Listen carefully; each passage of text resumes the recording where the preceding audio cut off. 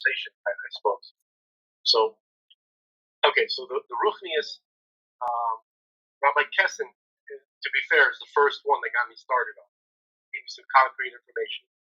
In his, I don't know, did you watch all of his Derech Hashem series? Some of them, not all of them, some of them.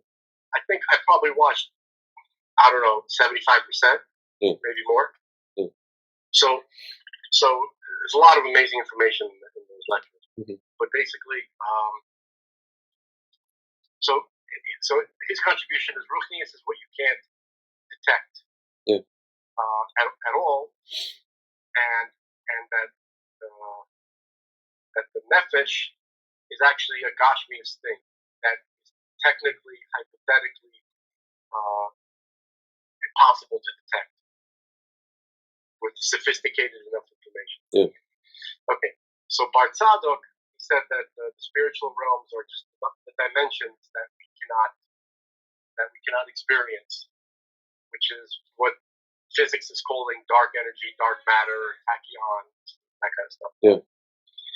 Which I prefer to lean that way, honestly, because at least that's potentially accessible. Mm-hmm. You know, it makes a lot of sense. It turns Torah back into a reality, a science, rather than some kind of moralistic, philosophical, cultural phenomenon. Something actually like real. You know, talking about reality, like the mitzvot, that all those things serve not just to, not for the reason that we talked about earlier, that it's what God does, but simultaneously it serves as a calibration device for our consciousnesses and for the physical substance of our bodies to be able to, as for instance in the language of Kesed, he would say to remove the zuhama, right? Zoma, right? Yeah. So that is necessary to experience the unseen dimensions of reality, which were being held back by Zohama. Yeah. Okay. So at least there's something there. It's like it's not philosophical, rather it's the most subtle, most sublime aspects of physics. Yeah. I like that. So anyway, now, so let's boil it down. It's what we can't detect. Ruchnius is what we are. So we don't know what it is. You understand? So saying what it's not telling you what it is. Yeah. Right? So that's the frustration. There's literally nothing else we can say about it. Yeah. Except to say that it interacts with us and we are the byproduct of it. That's not helpful, really. Yeah. But that's really all anybody has been saying. Yeah. So what's Gashmius? So Gashmius is what we can detect with our five senses. Okay? Mm-hmm. Okay, so but what else is Gashmius? I learned something new about Gashmius. So Gashmius is not necessarily what we would. How would you define Gashmius? Just physicality. Just yeah. I mean, it's more than just physicality. It's the physical manifestation, I guess, of Hashem, as He is. He takes form here as what is it called, Elohim, if I'm not mistaken. Well, no, I mean he does interact. Whatever Hashem's activities are in this world, when he works through nature, that's Elohim. That's right. His name is Elohim. Right. So I feel like that's pretty much Gashmius. I could be wrong. So, well, it's definitely connected. But so Gashmius is I learned something new about it. So but most people associate Gashmius is what anything you can physically interact with, that like a tangible to the physical, to our physical interface with the five senses and whatever related to that. Okay. So as most people would say, I learned something more profound yesterday. Mhm. Gashmias is not that, because that's the experience of it. That's our experience of it. That's not really what it is, though.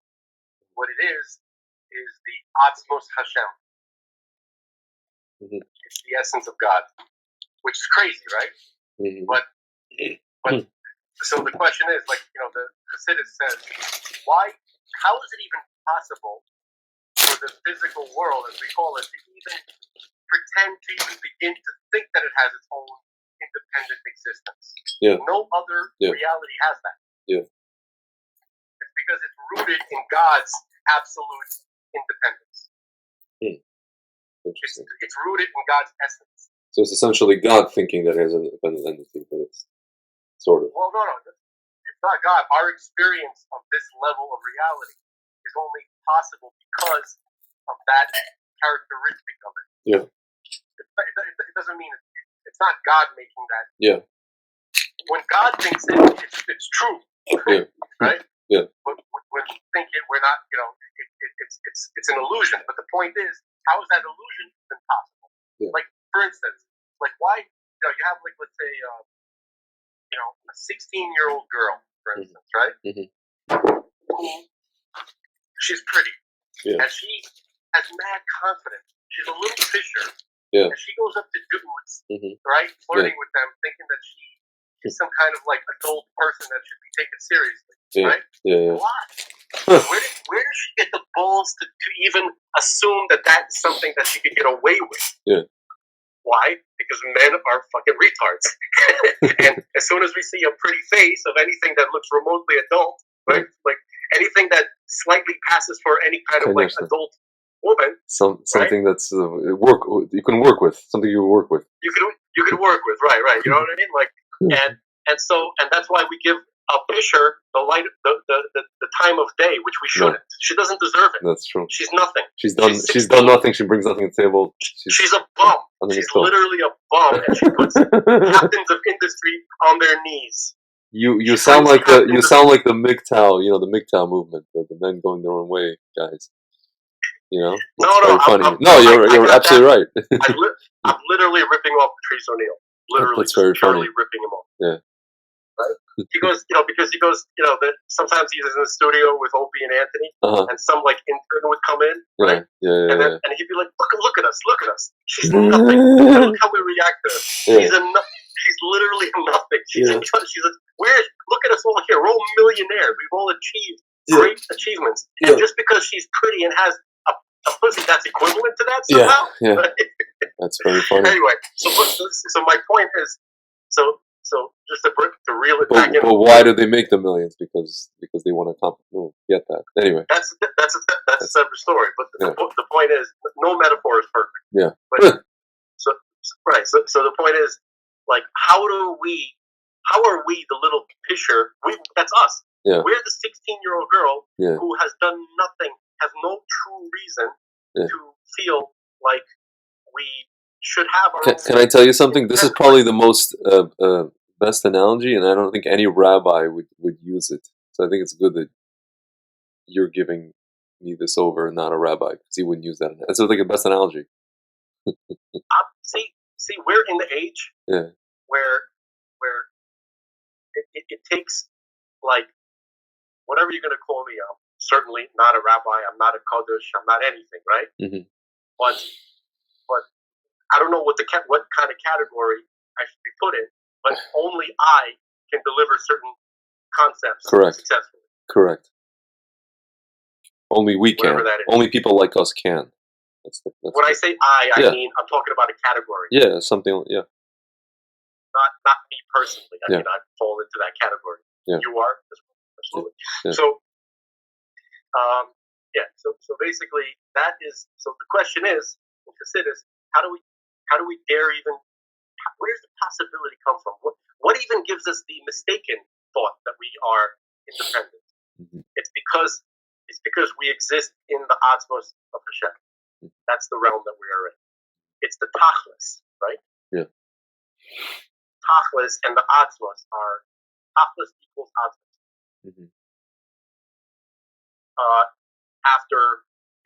after the creation. The whole creation process is just for this purpose, basically. Okay, so because we're not in a fully realized state of that, but that's what's happening. That's the realm that we're in. We're in a construction site before it's finished, but that's what it is, right? Yeah. So that's why we get the mistaken identity that we could even be independent. So that's what Gashmias is.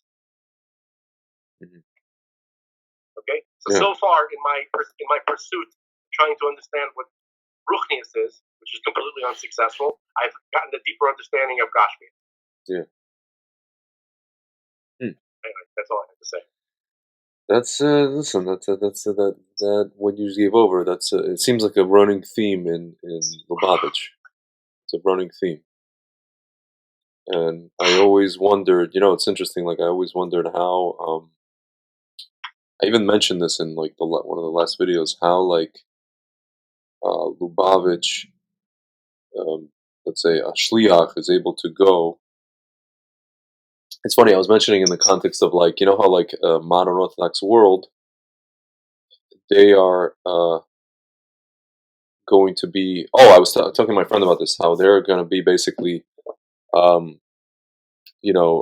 trying to assimilate into American culture. So as long as American culture was more or less moral, following more or less kind of like normalcy, there was no conflict between Torah, or for the modern Orthodox world, there was no conflict between Torah and what was going on outside where they live. Yeah. But now today you have basically all this woke stuff, and then so now modern Orthodoxy wants to be upstanding citizens. So what are they trying to do? They're trying to shove, uh, what is it called? They're trying to shove wokeness into the Torah, or Torah into wokeness, however you want to look at it. And I said, like, I told my friend, I'm like, this is why I love Lubavitch, because Lubavitcher, he's going to host a Shabbos meal at his Chabad center, and yeah, he will for sure invite a person, if a person is like a transgender who wants to come to the meal and participate in, wonderful, fantastic. The only difference is Lubavitcher is going to say, this is how we do things, this is what the Torah is, and we're not going to shove the Torah into how you do, who you are. You're going to make you adhere to the Torah. If you don't want to adhere to it, or if you want to adhere to part of it, that's your prerogative, but this is who we are, and you don't like it, don't come to the meal. As opposed to modern Orthodox, they're saying, yes, we're all about transgender, we're all about da, and they try to do acrobatics to figure out how these things can even work, which they can't work, obviously, because if they try to make them work, it's going to be a Sodom all over again. So I always marveled. Can I rewrite that? No, I know. I was just going to finish, and then I always marvel at how Lubavitch is able to go into the world that we're in today, and just like interact with Gashmias, the Gashmias that we see in front of our face, which is horrible, and just stay who they are. I think and I think that's what because Hasidus, without Hasidus, they wouldn't be able to make kind of that separation. Right. Anyway, that's just my rant. So can I reword yours? Okay. Whatever, just for your consideration. Yes. So what Chabad does, and mostly unconsciously. Yeah, I know. I noticed right? that. I noticed that. Unless you're Simon Jacobson. Yes. Or or YY Jacobson. Yeah. Those guys are smart. They're pretty smart. So basically, what it is like this. They're like, look, I see you. I look at you and I see your humanity. Okay? There are things that you are involved in and patterns of behavior which you are engaged in, which I do not agree with. I think that they are damaging to you. It's called approval versus acceptance. But anyway, yeah, right. What I would want for you is to live a better, healthier life, because your humanity is what is important. You don't lose your humanity because of what you're engaged in. I value you in your true worth as a godly being, and that doesn't change because you're involved in something which, in my opinion, is not good. Okay, so my relationship to you is that you are a person and I am a person, and that'll never change. And I don't have to agree, and in fact, I don't agree with some of the things you believe and some of the consequential behavior of that. Okay, so that's number one. And number two, I believe that the way that you are, the way you're defining yourself and the category that you're putting yourself in is not the most important thing about you. Okay? For instance, like that's what I've said to a couple. When I first came to Miami, I started working with this martial arts group. I told you about it. Yeah. And some of the guys were really into the woke stuff, social justice bullshit. Mm-hmm. And there's gay guys, and one guy was trans, and this and that. I was and one of them became my friend. This guy Sergio. Mm-hmm. Of course, his name is Sergio. Say again? I said, of course, his name is Sergio. Of course. No, it's a common Cuban. Common Cuban name. I know. But he's actually a cool guy, and he is he defines himself as bisexual or whatever, pansexual. Whatever, I don't know, whatever like that. Yeah. So I call it Jurassic sexual. Yeah. Right. And I told him, and he asked me. He goes, I'm gonna tell my grandma. I'm like, stupid motherfucker, why would you do that? Yeah. He goes, what? I was like, why? Look, let's say your grandma. Are you mad at her? Are you? Do you think that she's going to evolve mentally, spiritually, philosophically by you telling her that? How do you expect her to react? Oh, she may not like it. Okay. So the point is, you're not doing anything for her. Yeah. This is for you. Yeah. It's some kind of morbid desire to see your assessment of her fulfilled in reality. That's what. It's almost like they want to turn their relatives into bigots for no fucking reason. Right. Your grandma is an old lady from Cuba. Yeah. And she grew up with certain sensibilities, and she is a product of her environment. Exactly. And it's not cool to upset her. Зачем мне это надо? Right. And then I finished with this, and I think this is actually what affected him. He goes, listen, the way you have sex is not the most important thing to know about you. That is not your essence. Okay? That is something that you engage in, but you're defining yourself along those lines. This is what all these idiots are doing. Они все это делают. Right. So when are we going to have the Furbies? Yeah. Furby community? I forgot what they're called. Oh, Teletubbies?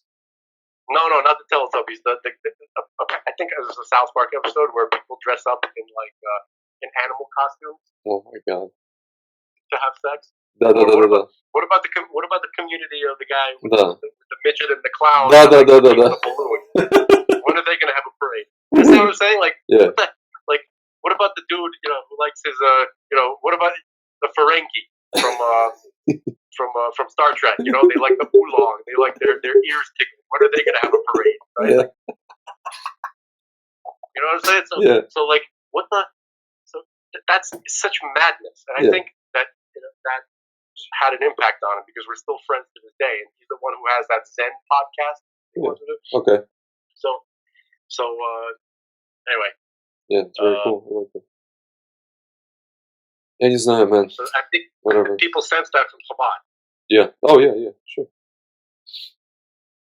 Of course, it's like I was listening to. This is a long time ago. I was listening to Rabbi Mizrahi, and he basically was saying the fundamental difference between let's say somebody's invited to a Shabbat meal. He goes, yeah, Chabad will tell you. They tell people come to the meal, and they know that the Jew that they invited is going to drive to the meal, but they would rather have the person at the meal drive to the meal, but because in the hopes of that at some point they're going to stop driving to the meal, which actually has happened to many people, right? They started they started driving to the meals, and then eventually they just walk to meals. So they stop keeping whatever it's what. But then he says, from a halakhic standpoint, it's actually better he's like, I tell people, don't come to the meal. I don't want you to break. Don't come to the meal. So my question is, it's like, вроде бы это правильно, according to halacha. You don't make a Jew, even a Jew. It's kind of like if you're not shomer. There's other halachas. I know, no. So it's kind of like if you're not shomer Shabbat, or no, if I'm in Israel and Shabbat is already out, but you're in America and you're not shomer Shabbos, and you call me from America and it's still Shabbos, but you're not, you're a secular Jew, and I pick up, like I'm not allowed to pick up the phone, technically, right? But am I not? You know what I'm saying? You're not. I'm not allowed. No, you're not allowed to. Yeah. But here's the halacha that they're worried about, the halacha of driving, of not, whatever. Making another Jew break whatever. No, but whatever malacha. I'm not sure. I thought it was starting a fire, but I think there's another malacha. Driving is no. It's a spark plug. That's the fire. Yeah. When you turn your car on, the combustion, burning fire, basically. Right. And you're also adding weight. I also heard there's some other. You're adding weight to your car. You're adding weight. You're changing. No, that's part of the burning. Okay, that's part of the burning. Fine. But there's something else, like traveling. I don't remember. No. But basically, so what about the halacha to? There are national emergencies, right? Yeah. Where we're in a state where the majority of the Jews in the world are disconnected gone from mitzvah observance in general. So isn't it the emergency of emergencies to get them back in any way and try to make them stick? So that supersedes even melachot? Malachos? In certain cases, because what you're saying, we're talking about individuals, but we're talking about the death of a nation, of an entire generation of people. You got to do something. Yeah, it's mamish like a slow. It's mamish like a slow Holocaust. Essentially, that's what Birthright would tell you, or at least one of the people. So you're allowed to break Shabbos to save a person's life. So you're not even breaking Shabbos. You're telling them, instead of driving to the strip club, you might as well drive to the shul. You're going to be driving somewhere. Is the point? Yeah. Okay. So I don't know if I have, I don't have it down. The halacha situation of it. Yeah. But basically, if you keep halacha so well that you exclude somebody from the nation itself, like their potential connection to reestablish a relationship with the nation and with God, right? A conscious one. And you're trying to stay away from that or not cultivate that because you're worried about, it's madness. Yeah. Okay. And I don't listen to Mizrahi anymore. No, me neither. It's entertainment, whatever it is. Some of the stuff. No, like he is a charismatic speaker, and he does talk to some interesting topics. But he, I was harmed personally years ago by something that I heard him say. Same. And because I took him seriously as if somebody who actually knows what he's talking about on that topic, and which he doesn't.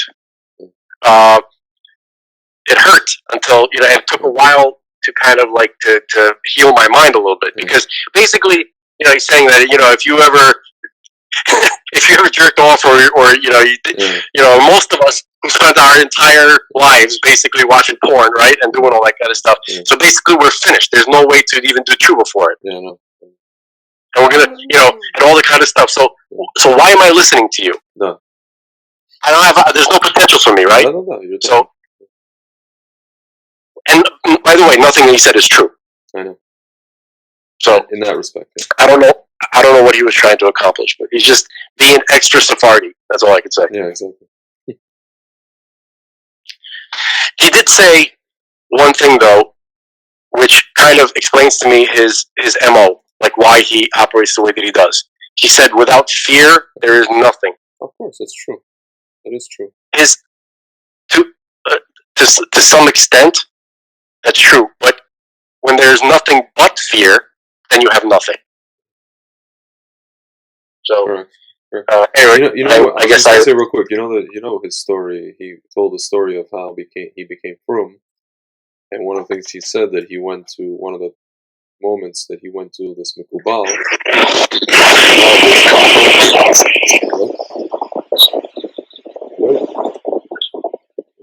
You're breaking up. Yeah. I'm still here. Did you step out of your house or something? No, I'm sitting in the car. Oh, that's really weird. Can you hear me now? Yeah. No, so the mikubal basically told him that he's a gilgul of these. When the Zionists came to Iraq to bring the people to Israel, he was like so basically he was a teacher in a past life of like a secular, very anti-religious school in Iraq. Right. And then so now he's like, so you're doing the tikkun for that by being just like on a completely other side, and with the whole fear and all that kind of stuff. So that's that. That's where that comes from. So it's like, in case you're wondering why I'm this way, it's like The Office. Why are you the way that you are? Yeah. Why are you the way that you are? So yeah, that's his whole deal. So I mean, I don't doubt it. Yeah. It's certainly possible, but it's. I noticed that. One thing I noticed that I really dislike very much from the Sephardim. I can't say all the Sephardim, obviously, but they are very quick to exclude. Like, just they don't, like they'll easily exclude like 80% of humanity and even the Jews, right? From, I know. Just cut them away. I know.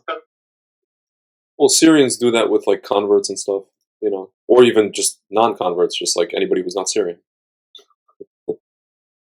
They don't even notice you. On some level, I'm pretty sure they believe they're the only true Jews. I know. They don't even notice you. They're like, oh, Ashki. Okay. Right. Like, when I say them, I don't know who I'm talking about, because I used to learn with. I used to go early morning to daven with the Syrians, Rabbi Mansour's shul. Yeah. And I would learn. I would go to class before davening every morning. Yeah. I would go to I started going to them because they're the earliest. No, it's great. But, whatever. They have a certain. And and I wasn't like I never noticed any kind of exclusionary treatment. No. But I never tried to be part of the community. I was just. It's not a question of like they're not going to tell you don't daven with us. It's more like the whole being part of their community kind of deal. Like really being like. Right. I know one guy. The president of Rage, Ron Hirsch. He's an Ashkenaz, but he became a de facto like an honorary Syrian by them because he went to school with them and he did business with them and he just he slid into their DMs. You know what I mean? And now he has a house in Deal, or he did have a house in Deal. He's like, he's an Ashkenaz Syrian, I guess, honorary, whatever you call it. But usually it's like, good luck, I think that that Groucho Marx said. He goes, I don't want to be part of it. Yeah. Any group that would have me as a member. Exactly. I want to be part of it. That would have. Yeah. Exactly. So to them, it's a little different. It's like we don't want to have any members that want to be members of our group. Yes.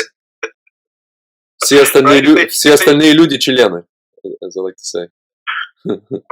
Огромные члены. Right. So I guess some of it probably, maybe if it's like back in Syria, right? Yeah. They wouldn't be as strict. Yeah.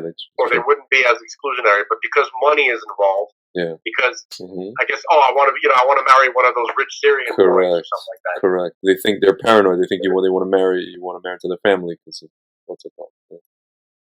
Right. They're like, no, my son's gonna marry some shiksa. Exactly. Some like blonde Russian girl. Exactly. Who is Jewish. She's gonna end up marrying their pure bloods. Yeah.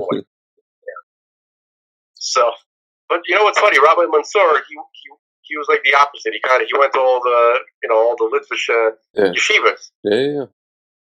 He's like Litvish trained. But, well, speaking of Mizrahi, he actually has a whole shiurim about racism. He says like he's like you don't want to marry someone because they make different rice, or you don't want to marry somebody. These guys make no. I'm saying these guys make gefilte fish, and these guys make what's it called? Like dude, the rice on Pesach alone is reason enough to marry a Sephardi girl. Exactly. But that obviously she takes on your what's it called thing. But, no, that one I'll take hers. That's funny, dude. I told you I was a mashgiach for Syrians in Mexico like 4 years ago on Pesach. Yeah. It was like they block off a whole. These like multimillionaires. They block off a whole resort in Cabo San Lucas, and I was a mashgiach. Yeah. It was a few guys, whatever. A few guys flew in from like Aish, like Balshuva guys. And it's funny. I just like automatically would eat I didn't eat. Даже не думал. Я кушал sushi, and after like the 4th day, I'm like, blin. Oh crap! Hello, I'm Ashkenaz. But I was just like, you know what? Whatever. Did a lightning bolt strike me yet? Basically, because I'm like essentially a vegan. Yeah. It's very, very difficult on Pesach, and also,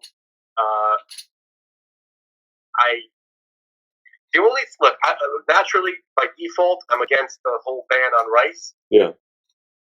But the only thing that ever made me actually consider not doing the rice thing is the lecture about the ideas behind that, according to the RE, that I heard from Rabbi Yitzhak Ginsburg. Mm-hmm. So I'm it's not that easy for me to. It's not so simple. It's not so simple. Yeah. It's not so simple because there is some profound things going on with that. But well, you should. You've heard? I don't know if you've heard Rabbi Tatsami Bar Chaim. He's like not authority, but he's like the person having the most visible discussion. David Bar Chaim. He's in Israel. My friend. I know David Bar. I know him actually. He was actually. I got some medicine for him. Oh, yeah. Because not for him, but somebody who was representing him. So when we got to his house in wherever, I forget where he lives, not a Frock, some other town, and he goes, "Yeah, I was just on because we started. He's not going to take the vaccine or anything. He's like, yeah, I was just on a Zoom call with Dr. Zelenko before we got to his house." There's another guy who has an issue with the damn microphone and the that kind of stuff. He is not that bad, but yeah, he's a little bit. He's bad. He has a different. He has a different thing that he does, but not drinking. It's not drinking. Right, he's not drinking enough. Right, yeah. He seems like he's dehydrated. Dude, he has. No, I like him, but he's obviously not a fan of Chabad. But yeah, but I don't know. Listen, at the end of the day, did I ever told you? Oh, I never told you this. When I visited my friend in Stuyvesant, he had me sit on a class with him. This is back when he was in high school. My friend Serge, and it was with Bar Chaim, really? No. My friend Serge had me sit. I'm just giving you. On one of his classes. Yeah, no, not Bar Chaim, whatever. A friend of mine. He was in high school, and he had an oceanography class. So I came to visit him in Stuyvesant, my friend.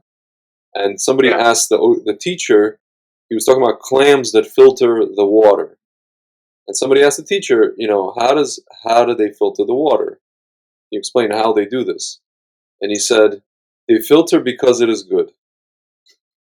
So when I listen to these rabbis, I filter because it is good.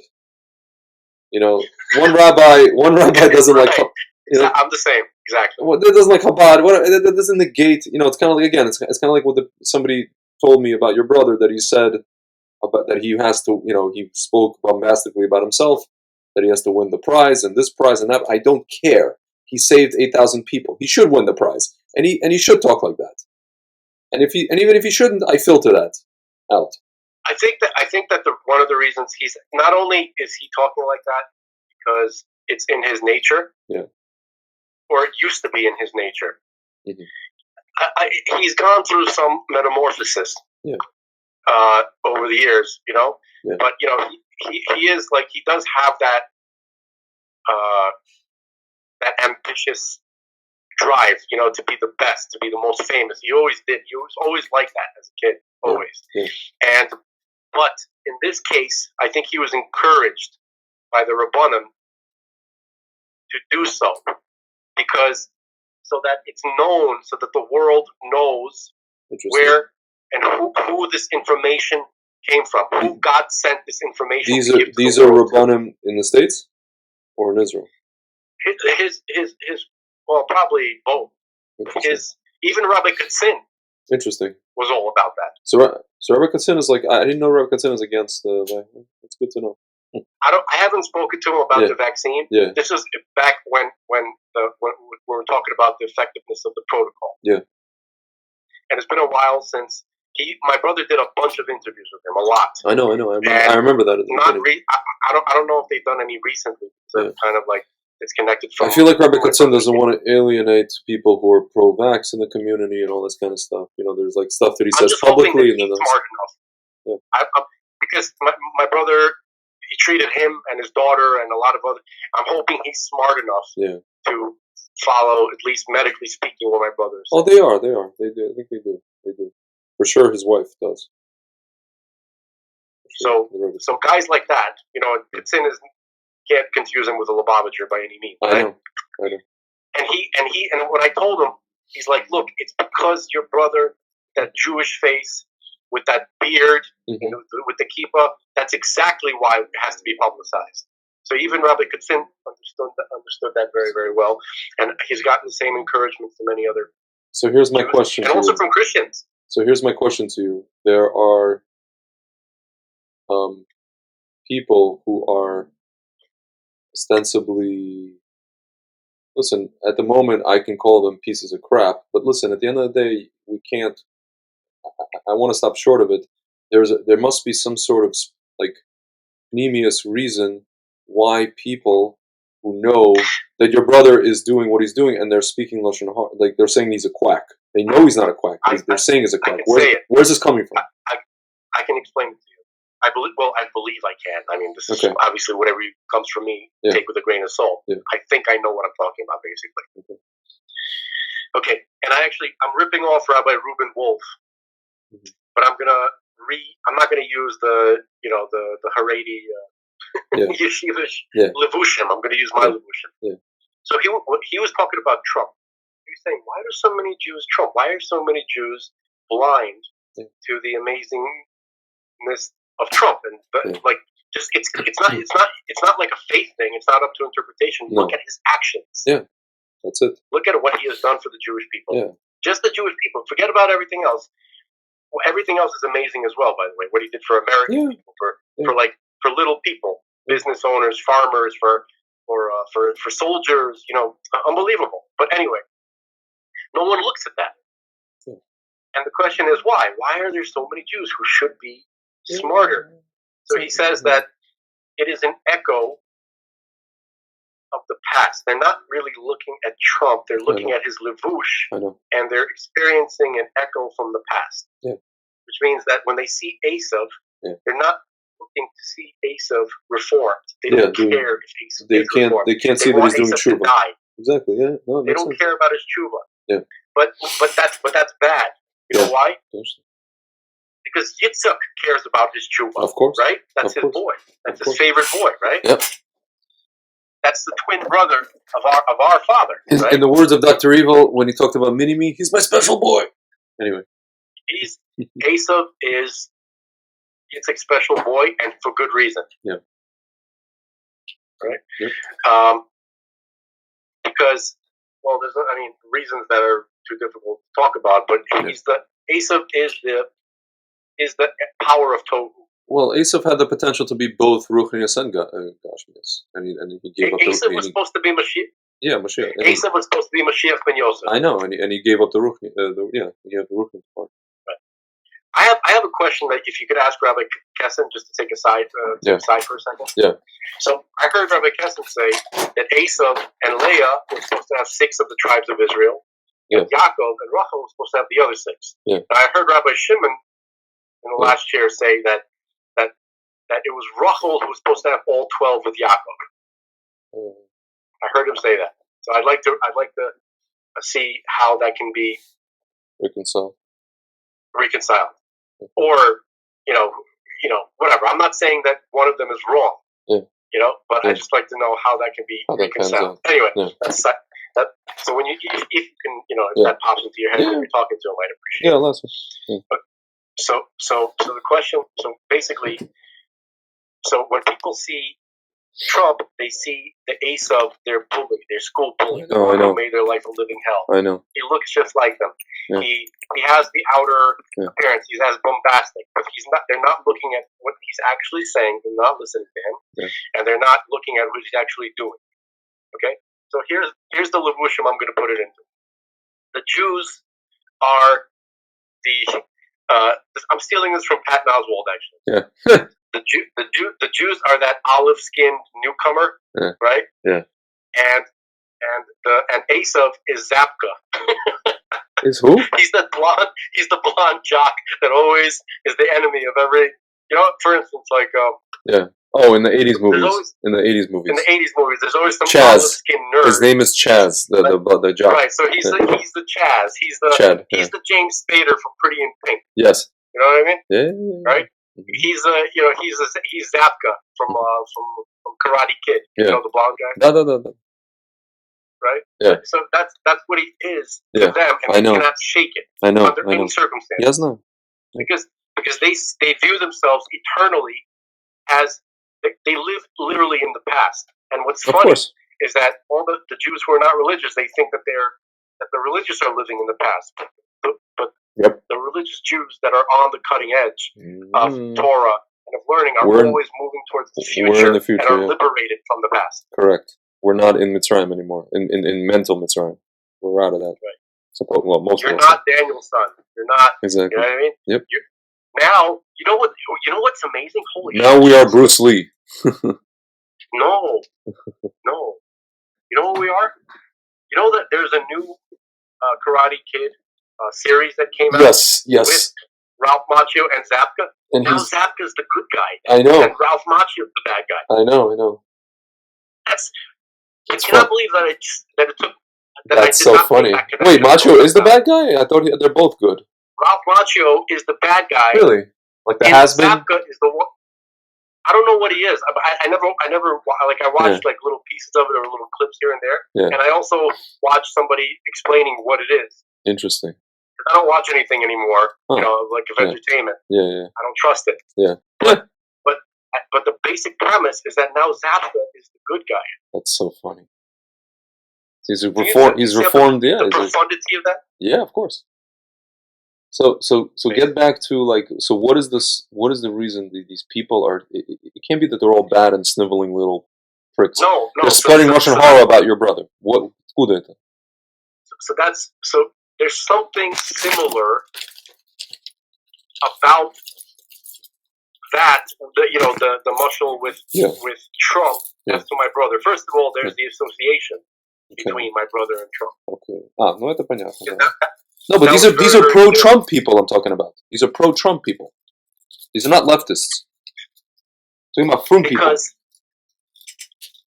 Because they are, and actually, this is funny that we brought up Rabbi Bar Chaya. He's connected to this idea. Yeah. So his idea was that, look, we are living halakhically, as we're living on the echo of the poskim from hundreds and thousands of years ago. Yeah. And so they made halachic rulings which reflect their time. Huh. But we are still living under those rulings which reflect a different time. Ain't got nothing to do with us. Yeah. Right? Mm-hmm. And I'm not saying to move away from Torah. Yeah. And I'm not saying to this, but the Rabbanim today don't have the balls to be Rabbanim. Mm-hmm. They're not acting like it. They don't.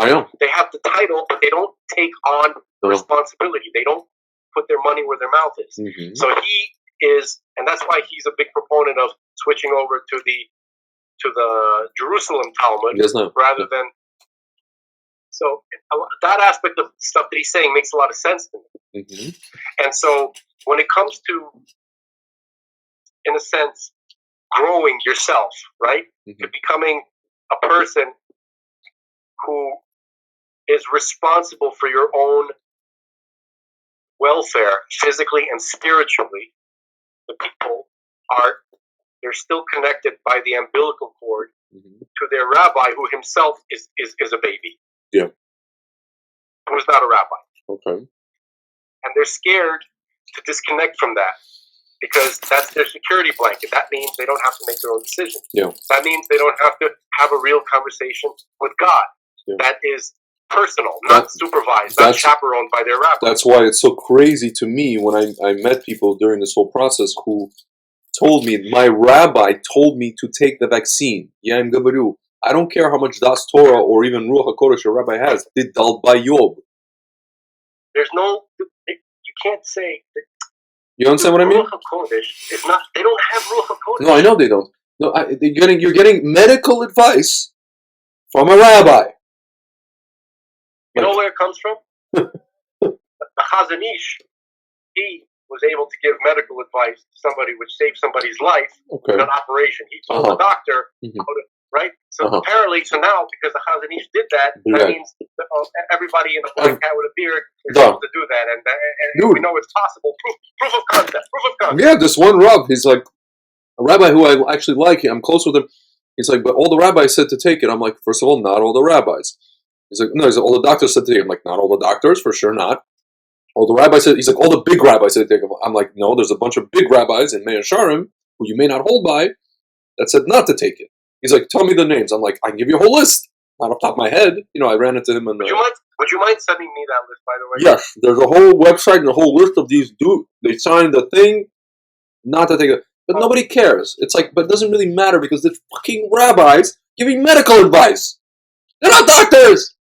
I get your kasha here. You understand what I like? Fuck. I see the dilemma.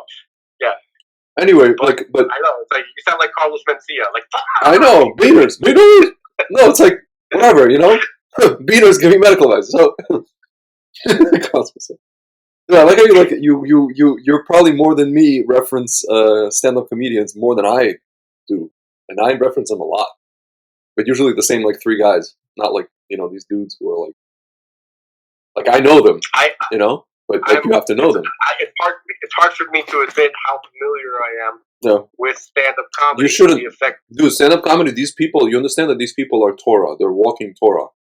They say the shit that we don't want to say, and they are saying emes all the time. That's why these assholes who are trying to kill comedy, they're actually Amalek. They're trying to kill emes. That's why I want to kick Bill Burr in the fucking nuts. Okay? You want to take Bill Burr in what? I want to kick Bill Burr in the nuts. You know why? Why? Because he is always right on the cusp of a breakthrough. Yeah. And then he paddles back. You know, he reels it back and he goes, he doesn't want to be canceled. He's like, he's being, what's it called? Right. Anyway, so you're explaining, like, these people, they're speaking Lashon Hara about your brother, like, because he's challenging them to break free from their childhood, from their spiritual and their physical childhood.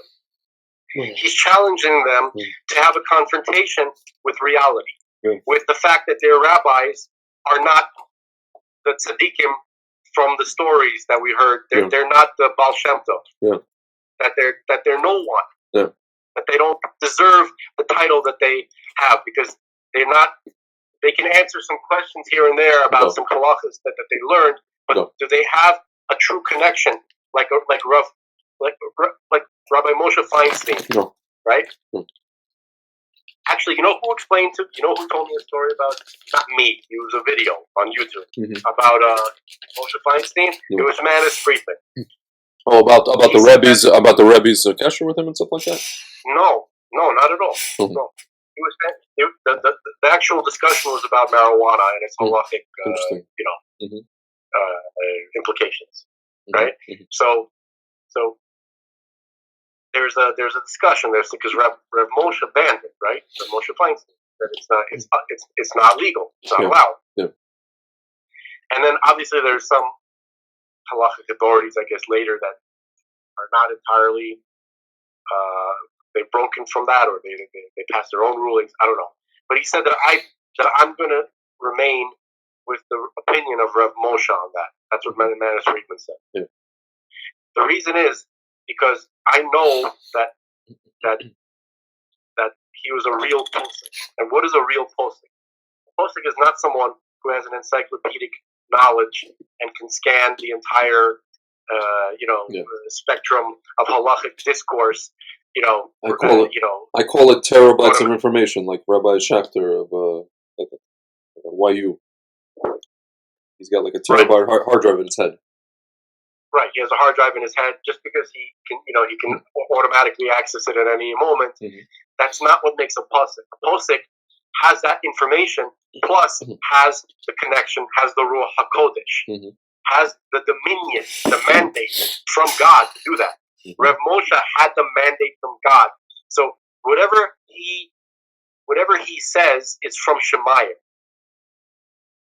That's why Manis Friedman. So even if I don't necessarily understand it, and even if information came to light later that there's some of the things that he was concerned about is not necessarily the issue, but there's an aspect to it which you cannot brush off his connection. So there's also that. Now, I'm not saying that Manis Friedman is 100% right, but it's a very rare attitude, right? Where a person truly understands that, first of all, you have the sense, you can something just popped into my head. I had to tell you. I don't know if do you ever watch black and white, like those old samurai movies, like Kurosawa, and I've seen part of. I don't go on my way to watch them, but I know what you're talking about. Right, so there's one movie with Mifune, the most famous of all Japanese actors. Okay. And apparently named, after Caleb's father, Yafune. Interesting. Caleb and Yafune, yeah. I went to daven at the what's it place? I davened there at their covers. Amazing. In Kiful Haris. It's like an Arab town. I've never been to the kever of any of the shvatim. You gotta go. They have days where they do. It's like they take a bus and then the army comes in. It's like inside an Arab town, like a small Arab town outside of Ariel, and the army comes in, and then like the Arabs go into their little dirki, into their houses, and then the Jews walk through the town. It's very funny. Ridiculous. So anyway. Yeah, so basically there's this movie where he's like this rogue kind of like homeless samurai, right? And he doesn't have he's not connected to a lord. He's like a Ronin, something like that. Yeah. Anyway, so and he's like sleeping in some house, and then and he's passing through a town where there's some kind of internal scuffle between two lords, or between the lord and the sheriff of the town, and then people are taking sides, and they were trying to figure out who's the villain. Yeah. And so all these young samurai, right, like kids basically, they all gather in the house where this Mifune is like squatting. Yeah. They're hiding from the new power, from the new police or whatever, right? Yeah. And they're deciding what to do, how to act. Should they attack now? Should they attack later? This and that. And he's like sleeping, but he's also hearing everything they're saying with one ear. Yeah. So he becomes their de facto leader. Yeah. You know what I mean? He just takes them on. Sure. He takes them under his wing, and he guides them, shepherds them through the whole thing. Yeah. And then leaves. And but in the course of the movie, they're deciding to take on. They're like, who are they going to take on? That guard or that guard, and then that guy. And then he slaps them in the head. He goes, "You fools! Don't you see that man is a tiger?" Right? Yeah. Like they couldn't tell the difference between just a regular guard and a true master. Like they cannot spot it. They don't have that. They don't have the sense when you can. Yeah. Okay. Yeah. So we don't have that anymore. We don't have the nuch of who is a leader, who is a true rav, who is a true posik, and who is not. To us, anybody who can read a little bit of the Ari, went to. It's become an academic thing rather than a spiritual thing. Smantri, even if it is a spiritual thing, again, it's just like, I don't know, man. It's funny, and I was saying this to my friend. At the end of the day, as much as I, try to see the world in more of a ruchnius way, and I look at, my friend makes fun of me that I look for hashgacha pratis in every little tiny thing, and he jokes around with me. He's like, "No, the krasnaya nitочка." He jokes around. He's like, "Dude, you see hashgacha pratis in the stupidest situations, right?" As much as I do that, at the You're end of the supposed to. yeah, you're supposed to, but at the end of the day, dude, when it comes to medical, I I would prefer to use my seichel, and I would prefer to like just go with statistics and logic. And I'm very when it comes to medical, I'm very very apart from the davening for refuah and all these kind of things and miracles, as far as like the hishtadlus part, I'm very very just grounded in that respect. And I will never go to a Rav to ask him, if there's like some sort of indecision about should I take this drug, should I do this treatment. I won't go to a Rav to get advice. I won't go to a Mikubal even to get advice to take whether or not to take, like Rabbi Pinto. I wouldn't go to Rabbi Pinto either way. And not knowing what I know now that he said to take it, for sure I wouldn't go to him. But like in general, I wouldn't go to Mikubal who's going to tell me take the vaccine. If I have my own brain, Yeshot visual, I do my own cost benefit analysis, and my cost benefit analysis determined based on my mathematical brain, что это невыгодно мне брать эту хуйню. Just math. Right. You don't need to go to the Rav every time you need to take a piss. Да, у меня есть мозги. I'm a son of математики. My parents are applied math people. I'm constantly doing calculations in my head. I look at data. I look at things. For me, one death from this thing is enough. I don't want to be the second death, even if there was one other death. And you хочу. And I know, and knowing that there's treatments for COVID itself, okay, I'd rather, Kadosh Baruch Hu runs the world. You know what I'm saying? So that's it. Look, they are the Jewish people are true sheep. I know. True sheep. I know. The truest of all the sheep in the world. No. And so that's really the nature of the Jewish people. No. And the shepherds are also sheep. Yeah. And and those shepherds are being led around by the wolves. Yeah. Okay? And so that's what it is. So part of it is even if some people have some level of awareness of that, if they're noticing that, they always go to this. They're like, God wouldn't do it to us, would he? He wouldn't let it happen. Right. It's not debilling. Again, it always goes back to God. No. This is what God has created. Yeah. This is a situation that he has formed. Yeah. Okay? And obviously we're not going to figure this out, correct? Yeah. As to why, what's really happening, why is it? But this is a setup. Seriously. To what end? I don't know. Okay? I don't know why it has to be like this. Okay? But the people it's very difficult to blame them. Okay? For all their foibles and their weaknesses, right?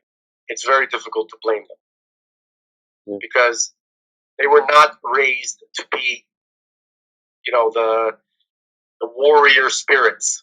Mm-hmm. Forget about warrior, just independent thinkers, It's just you want to know the irony is that some of them don't, when it suits them, they don't consult their Rav. They just do. When it comes to business, они просто делают. Their Rav wouldn't tell them to do what some of these people do in business. Their Rav wouldn't advise them to do that.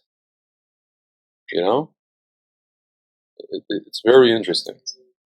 There's a lot of contradictory behavior, but I don't know how to exactly frame this. But for instance, why is it that they are so apt to listening to the doctors, right? Yeah. Because on some level they sense their unsophistication. Yeah. Right? Their own unsophistication. Their own unsophistication. Yeah. And they see themselves as inferior. Yeah. right? Can I tell you? Can I tell you something to what you're saying? There was a very sweet kid. One of my roommates in Jerusalem. He's an older guy, and one of his sons, came to visit him. Very sweet kid who was raised. His father's a Balshuva. Hello? Yeah. And he was raised Haredi. And the kid goes, "Yeah, I took the stuff because he's like, because there's people who understand. He's like, there are much smarter people than me who understand this more than me." More than us, more than us. He was like, he made the conversation into a collective. I'm like, and I'm standing there, sweet kid, but I'm just thinking to myself, bro, speak for yourself. Speak for yourself. Who are smart, they're a PhD. It's like his father's. There's a professor that his father knows who's a PhD, and he's much smarter than us. And he said, and I'm like, speak for yourself, bro. Я не долбак, как ты. I didn't tell him that. He was a very nice kid, but I was just like, I'm like, do you know what's in this stuff? He's like, I don't know. He's like, yeah. I'm like, which one did you take? Because he was in the States. I'm like, do you know? Did you take Pfizer or Moderna? He's like, I don't even know. I went to CVS with my girlfriend. Da, da, da. I'm like, and I'm standing there. I'm like looking at him. I'm like, bro, like, что с тобой? Что, блядь, с тобой? Right. So that's what it is. So they understand, or they think they understand that they are really inferior to the PhDs or the MDs, right? Yeah. And so are their rabbis. Yeah. And so the rabbis, in order to gain the confidence of their community, right? They do what they know their community wants them to do, which is to go and take the advice of those who look at them like monkeys. No. Okay, so that's what it is. They have submitted to the chachma of the goyim. Supposed chachma, yeah. Okay. Yeah. And so that's it. They don't have any true faith in their rabbis, but they're still used to living that as mechanics, an organism with the rabbi as the head. Yeah, that mechanics, that machination, MO. Right? Yeah. Like they operate as a community, as a herd. Yes, no. You want to know something? It's a yeah. No, something crazy. Like I think I told you this. I was standing in Kikar Tzion in the center of town, and I was talking. These women, they were like protesting, whatever. They had their placards, anti-vax, whatever. And then this Haredi kid, he must be like 19, 20 years old, comes up, and he speaks like relatively decent English, but he's Israeli. He's like, you said the story. I told you the story. They hate yeah, he's like, the government hates me, but I listen to the. I'm like, я просто у меня рот открылся, я не знаю, что сказать ему в ответ. Знаешь, he won the argument by de facto of me being охуевший. Right, you were so taken aback. Yeah, to the level of, I remember to say, I'm like, okay, this conversation's over because ты просто меня, it's like Mike Tyson punched me in the face, and I'm just like. I'm like, when I heard that, I'm just like, it's like, to me, that's like the, a siman of like what's going on in general, and I'm just like, what's gonna be, with our nation. So, right. So basically, another aspect to this, and I'm going to have to bring this because I always do in our conversations. Yeah. I heard this from Bart Tzadok. Uh-huh. Okay, so on certain things, I don't necessarily agree with his understanding of things, but I don't doubt the material that he's bringing. Yeah. Like I know that and then there's no one else who's even approaching it. Yeah. The sources, the books, and the stuff like that. Like it's like really some stuff that's the public's not supposed to know about. But anyway, so he says that it's very similar to what was done in the Tower of Babel situation, where how did God stop their activity? He sent the Malachim down, the forces of the ministering angels, and they affected the minds of the people. They altered their minds. They controlled their minds to a certain extent, to where I don't know what that means. I don't know if they started doing neurological connections and literally changing the landscape of the brain, or somehow they were controlling the minds of the people. Mind control. Okay, and making them not understand each other in some way, creating disunity. Okay, so the part that's similar to what we're going through right now is the fact that that was a global, worldwide phenomenon which affected all the people, the whole population. And this is similar, where it seems like the majority, at least, of the population is having their mind manipulated. Oh, that I for sure notice. It's like you're talking to right. Right. So and there's no way to communicate, right? Like there seems to be like there's a gap, there's something, there's a blockage Not there. only it's a gap, so, they decide the way that they respond is just to label you a name, a category which is called anti-vaxxer.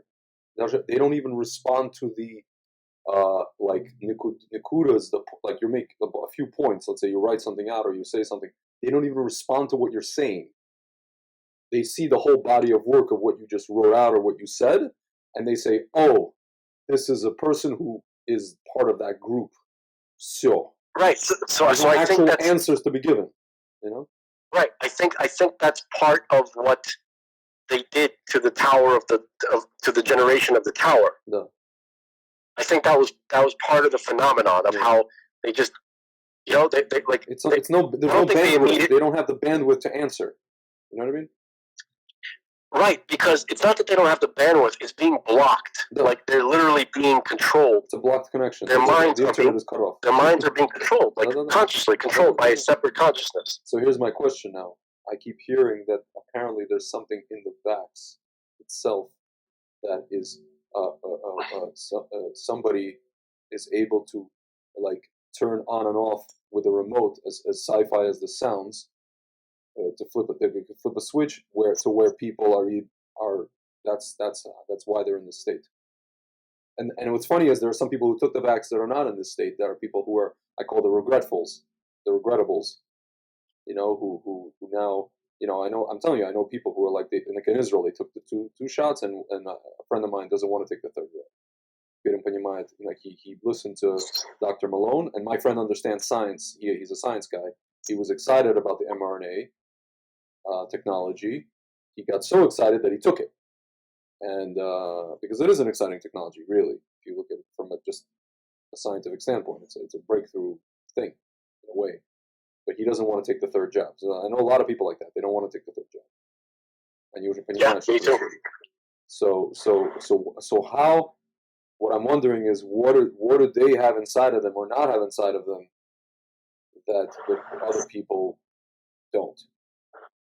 Well, if you accept that the whole thing about there's some kind of stuff in the vat which is causing it, then you have to accept that premise. I'm not sure if I'm ready to entirely. That's crazy. I'm definitely open to it as a possibility. Yeah. And they certainly seem to have some kind of, I would assume, like at least some kind of tracking stuff. I know, dude. That's for sure. They came out with Israeli guys with a patent. That's for sure. At the least. But to what extent? But the stuff that goes beyond that, I'm not going to say no, but I don't. You know what I mean? Like I can't just.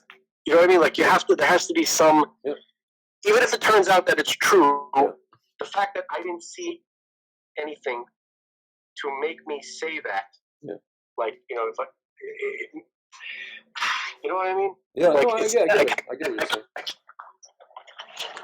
what you're saying. Like I want to leave room for it not to be true. Of course. It might not be true. No.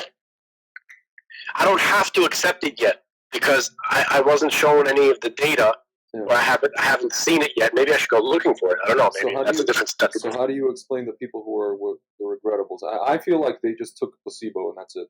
They don't have anything in them, and that's it. It's possible. Yeah, it would make sense that they would release the vaccines the true vaccines in a staggered way, not all at once, because then you'll have everybody dying all at once, and it will be very clear. And so to the people who didn't take it yet.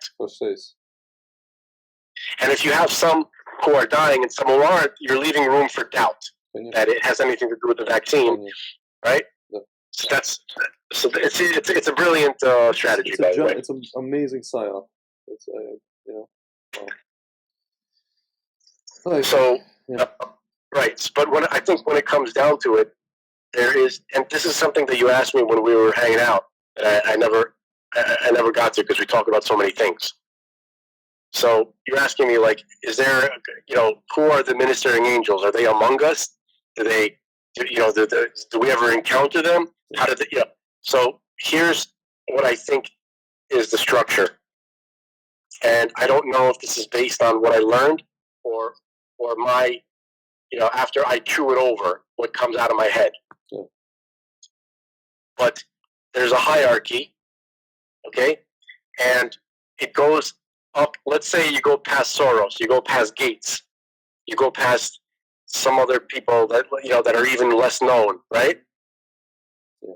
And then you get to the people who are in charge of them, and then you get to the people who are in charge of those people. Yeah. But at some point, there's a link between the human and the ministering angel, or some shliach of the ministering angel, which is some kind of spiritual entity in its own right.